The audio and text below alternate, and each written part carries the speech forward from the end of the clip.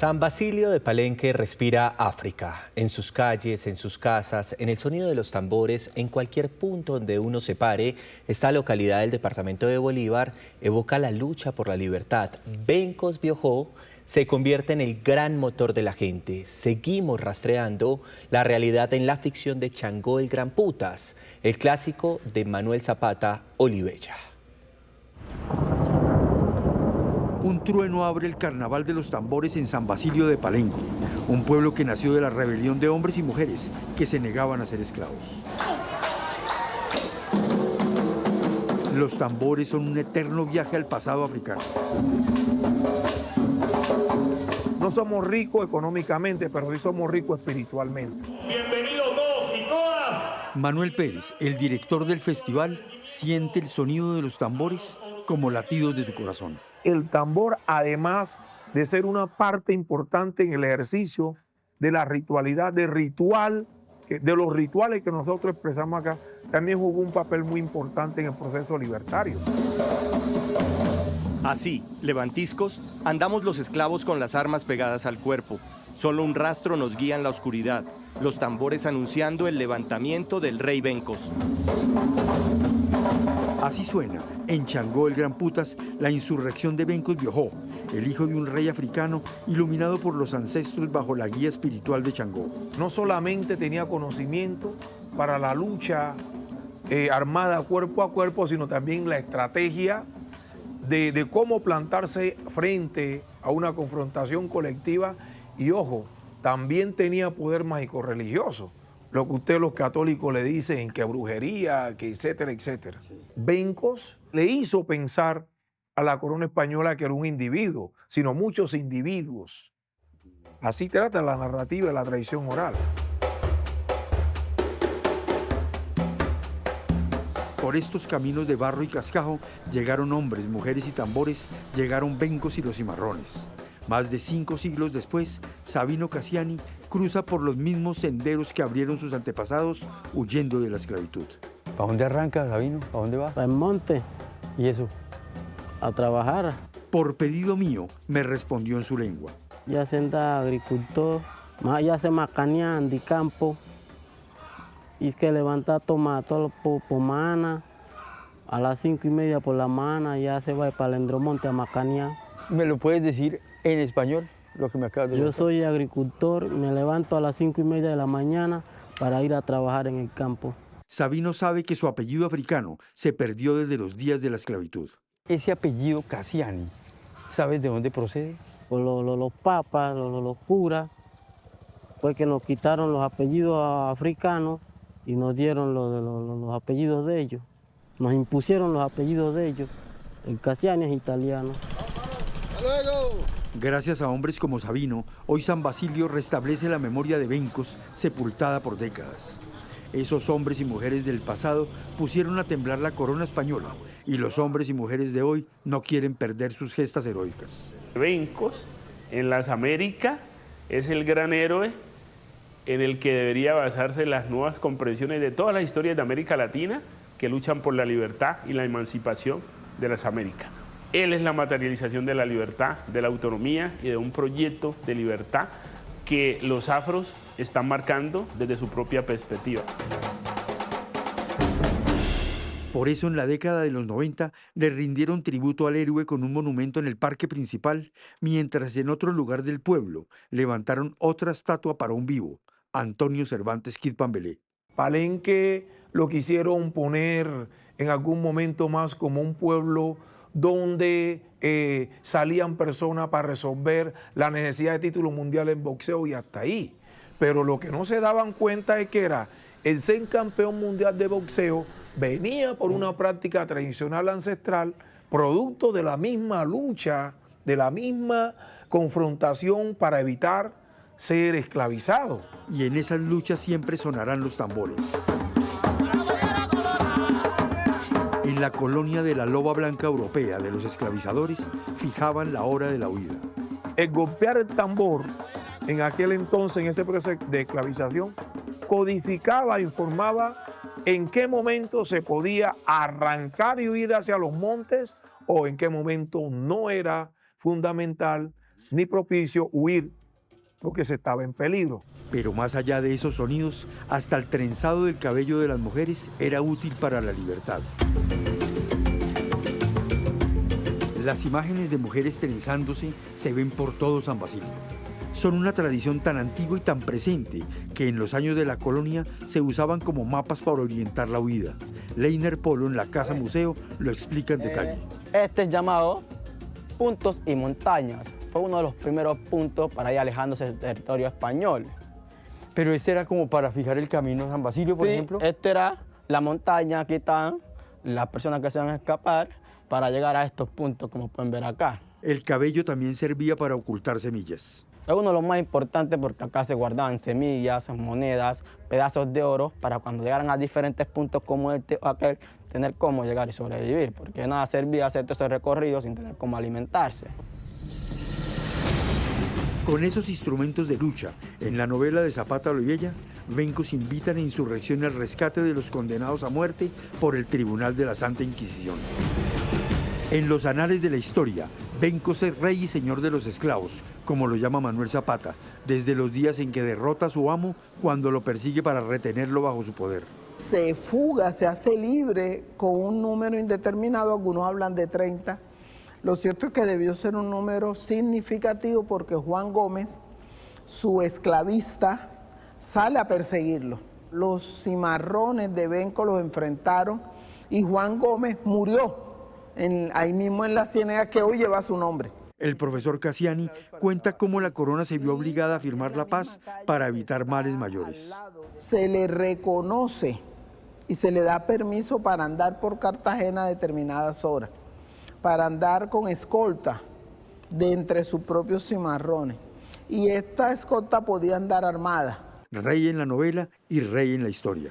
Él andaba libre, los vecinos hablaban de ese esclavo, porque a pesar de su condición de libre, porque el acuerdo se lo reconoció, hablaban de ese esclavo que anda por ahí como le da la gana, que anda retando, y Bencos en efecto retaba. ¿Y es cierto que se vestía como un rey? Sí, se vestía como rey, o por lo menos no aceptaba la vestimenta que estaba dada y ordenada para los esclavizados. Todos saludan al rey Bencos con su uniforme imperial.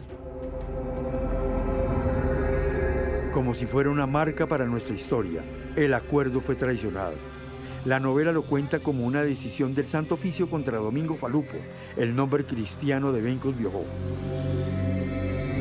El Santo Tribunal ha encontrado culpable de herejía y blasfemia al liberto Domingo Falupo, quien se ha proclamado a sí mismo elegido de Satán para exorcizar, renegar y concitar contra Dios. El historiador Alfonso Cassiani se pega a la historia frente a la muerte del héroe. Que es traicionado por el gobernador García Girón, quien ordena su captura, y lo capturan alrededor de las 8 o 9 de la noche, a las 2 de la mañana ya supuestamente lo habían juzgado, y es ahorcado, es asesinado en la horca por orden del gobernador. Esta esquina de Cartagena fue el sitio de su martirio.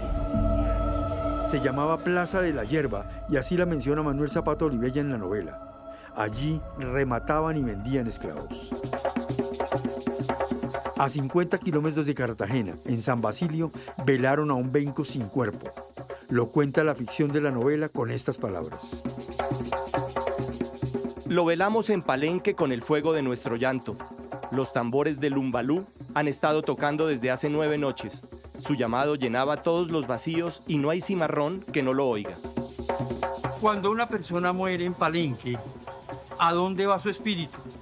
Bueno, el Lumbalú es precisamente para eso. Es una manera de despedir el espíritu y hacer que vuelva a África, ya que África es el lugar de donde nosotros venimos, y descansar en paz, ya que si no lo hace, el alma puede quedar vagando acá en la comunidad. O sea, la idea del Lumbalú es acompañar el alma al lugar de origen. Sí, despedirlo y que pueda ir hasta el lugar de origen. ¿Es posible, como lo cuenta Manuel Zapata, que Bencos haya sido velado en Palenque sin cuerpo? Se lo consultamos a Manuel Pérez. Ahí Zapata le pone un poco de ficción porque, claro, que sí se ha podido hacer el velorio, porque en Palenque, y para nosotros el velorio no se hace cuando esté el cadáver. El velorio se hace cuando el cadáver se lleva en el cementerio y se retornan todas las personas a la vivienda, ¿cierto? Ahí es que empieza el velorio. O sea, perfectamente pudo haber un velorio en Palenque. Sí, perfectamente sí se puede haber hecho el velorio en Palenque de Bencos Viejo. El viaje de Bencos terminó y su alma en el mito retornó con el sonido del lumbalú al lugar del origen. El otro viaje en Changó el Gran Putas es de José Prudencio Padilla, otro protegido por los dioses del Olimpo africano en la diáspora de la esclavitud. El general Padilla representa el mestizaje americano. Su origen y sus luchas lo convirtieron en uno de los grandes héroes de la independencia de Colombia. Manuel Zapata Olivella cuenta su historia en la novela Changó el Gran Putas. Su primera batalla tuvo lugar frente a las costas españolas en el Cabo de Trafalgar. Ahí empezó su historia de guerrero del mar. ¿Qué tanta realidad hay en la ficción? Aquí suenan los tambores de la libertad. José Prudencio Padilla carga en su sangre la mezcla de las razas. Es el mestizaje de América en un hombre, como lo cuenta Manuel Zapata Olivella en su obra Cumbre Changó el Gran Putas. Sobre Padilla pesa el ancestro indio del clan Epinayú de su madre Luisa López. Aunque el ancestro indio me hace sigiloso y taimado, cuando alguien franquea mi recelo, puede bucear en las sombras de mi alma. Por sus venas circula también la sangre africana de su padre mulato, Andrés Padilla, calafateador de naves. También se entregaba el negro que hay en mi sangre, acostumbrado a compartir el mar con los náufragos. Y lejos le habla la abuela Blanca, un innegable ancestro europeo heredado de su padre. Padilla es el mar. Sus ancestros llegaron por el mar. La ranchería de su infancia miraba al mar. Su padre trabajaba para el mar y sus batallas las libró en el mar. Zapata Olivella lo exalta con su prosa poética que conecta mito y realidad. Nagó quiso que me casara con la mar, hembra grande. ¿Sabes la maniobrabilidad que te da una embarcación pequeña? Adolfo Hernández Garzón, un generoso historiador que me compartió los secretos de Padilla, ve en ese matrimonio con el mar las aventuras del niño José Prudencio. Sí, a ver, Padilla desde muy niño tuvo contacto con el mar. Su padre se dedica a las labores de calafate, de reparar o hacer embarcaciones pequeñas, por supuesto. Los juguetes de Padilla tuvieron que ser las canoas del papá, jugar con los amigos en el mar. Riguacha estaba llena de historias de piratas. La ley guajira no tiene territorio vedado, reza la novela. El mar está abierto para José Prudencio Padilla. El mar, además, ¿qué le dio a él? Le dio apertura en la mente, porque el mar te incita a eso, a que tú tengas una apertura del pensamiento. Más allá del mar, el viaje de Padilla en la novela es un peregrinaje por la memoria ancestral africana. Padre, escúchame. Quiero relatarte desde esta otra vida el dolor de haber nacido negro en una sociedad donde la pigmentación de la piel es un estigma.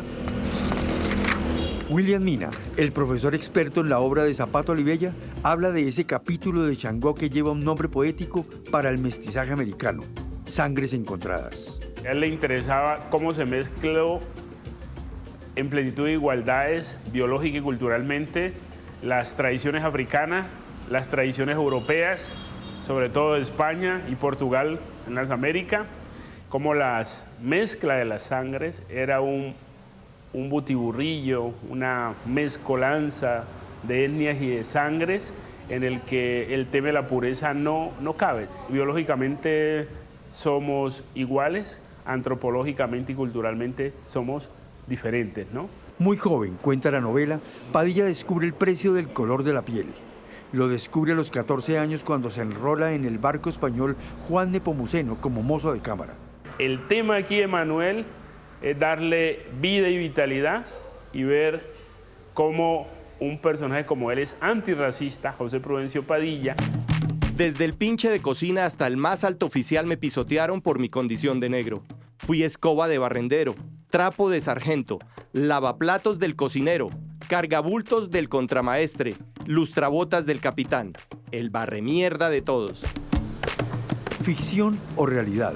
Yo no creo que Padilla alguna vez se haya sentido inferior por su color de piel o por su escasez de recursos. Sí comenzó desde el primer escalón en la Marina española.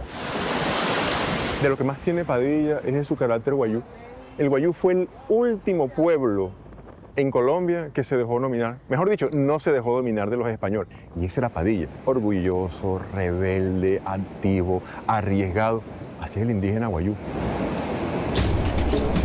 En ese barco español, el joven Padilla vive la crudeza de la batalla de Trafalgar, la única derrota naval de su historia. Nos desarmaron y sepultan en las bodegas de nuestro propio barco. La oscuridad nos iguala y por primera vez nadie distinguía mi color para humillarme. Capitanes, contramaestres, alféreces y tropa teníamos la misma graduación, prisioneros de guerra. La única batalla que perdió Padilla fue esa, la de Trafalgar, pero enrolado en la Real Armada Española. Así lo cuenta un riohachero que pasó de los 90 años y que viste como lo hacían los patriarcas de su tierra, impecables, con zapatos mango, guayabera y sombrero. O sea, la única batalla que él perdió no era una batalla por la independencia. No, porque todas las batallas que Padilla desarrolló en pro de la independencia, de la emancipación gran colombiana, fueron en territorio venezolano y colombiano, que antes se denominaba Nueva Granada. Sí, y fueron triunfos, todos fueron triunfos. Todos fueron triunfos, triunfos absolutos. Soy autodidacta. Don Edinson Hernández es pionero de la radio en su departamento y en sus años al frente del micrófono jamás dejó de celebrar las fechas memorables del general Padilla. El nombre de José Prudencio cala hondamente en el sentir de todos y cada uno de nosotros. Luego de la derrota de Trafalgar, de su retención como prisionero de guerra por los ingleses, del indulto y de su llegada a Cartagena, el joven Padilla es testigo de la ignominia de la esclavitud. Alumbrado por un sol que no permitía engañarme, las barcazas comienzan a desembarcar su cargamento humano.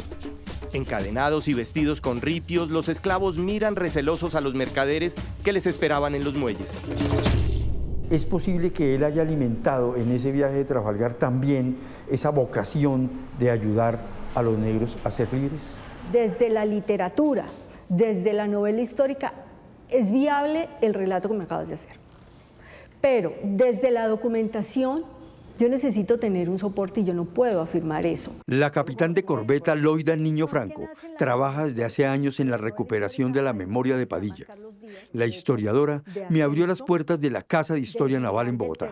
Me imagino que tuvo que haber visto el tema del comercio, la trata de esclavos, pero yo no he encontrado un fundamento legal donde yo diga tenía un proyecto político referente al tema del esclavismo. Pero más allá de si era más independentista que antiesclavista, en la ficción de Manuel Zapata Olivella, en el barrio Getsemaní de Cartagena, Padilla construyó su legión por la libertad. Por sus calles caminó una y mil veces, como lo hace hoy Davinson Gaviria, un cartagenero empeñado en la declaratoria de patrimonio cultural de este barrio de La Heroica. Padilla coincide con su historia. Mi abuelo materno, que era carpintero de Rivera, él construía y reparaba embarcaciones aquí en la playa del Arsenal. Como Padilla. Padilla era un constructor de embarcaciones. Exactamente. En Getsemaní nace el Batallón de los Pardos, que a la luz de la novela y en la mirada de Davinson defenderán por igual la independencia del poder español y la libertad de los esclavos. La gente parda, las tropas pardas, a lo que mucha de la aristocracia de la época le temían por esa afinidad que él tenía con el pueblo, y la mayoría de la población en esa época era de origen afro. Desde la ficción, el mismo Padilla narra cómo fueron sus pasos por el arrabal de Getsemaní, a donde llegó como jefe del arsenal de Cartagena de Indias en recompensa por sus servicios. Mi recorrido por el Semaní alborotó la negrería. Saludos, gritos y apretones de mano me asaltan a cada paso. Los ecobios esclavizados salían a los portales a rememorar la imagen de sus lejanos emperadores. Manuel Zapata plantea que asumió un liderazgo en esa barriada de Cartagena. Eso también es viable, porque finalmente ese fue su primer lugar de residencia. Sí, mire, Getsemaní, desde la fuente histórica, siempre va a ser un espacio que van a ocupar aquellos que se han denominado partos. Esta es una categoría social para la época, pero sobre todo con connotaciones militares. El 11 de noviembre de 1811 surge en las páginas de Changó el Gran Putas como un día memorable para Cartagena. Es su independencia, pero también es clamor por la libertad de los esclavos. A las 10 de la mañana, el Semaní es un revoltijo de negros que desborda los callejones. Deben ser esas las tropas pardas de las que habla Zapata Olivella, porque bueno, los lanceros del Semaní, y el Semaní jugó un papel muy importante liderado por Pedro Romero, quien fue nuestro héroe, muy poco conocido, pero que también junto a Padilla son de esas personas de color que marcaron la historia de Colombia y que muy poco se les menciona. En la novela hay gritos de libertad y de abajo la esclavitud. Los pardos asan a los curas. Mis hombres buscan a los frailes en los sótanos donde se torturaba a los ecobios acusados de hechiceros. Por las puertas y balcones arrojan los potros, garruchas, mordazas y torniquetes.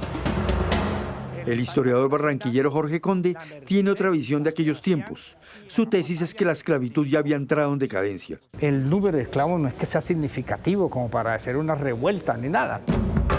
En Changó el Gran Putas, ser negro fue una marca de Padilla, el eje central de su objetivo en la lucha independentista, el de reclamar el fin de la esclavitud. Nagó me visitó para entregarme su vestido de general, la espada, un ejército, armas y hasta una bandera. Acabar con la esclavitud. Sin embargo, no me ha revelado la estrategia de cómo triunfar en una guerra que dirigían los criollos contra su rey, en la que no cuenta la libertad de los míos. El profesor Mina defiende esa postura de Zapata Olivella frente al papel de Padilla en la historia de la independencia. Nadie nace para ser sumiso o ser esclavizado por otras personas, ¿no? Entonces, ese era el proyecto político propio, yo le llamo un proyecto político afrocentrado, desde la perspectiva, desde la génesis. Sea la independencia de España o la libertad plena de los esclavos el eje de su vida, lo verdadero es que José Prudencio Padilla puso punto final a la presencia española en tierras liberadas por Simón Bolívar.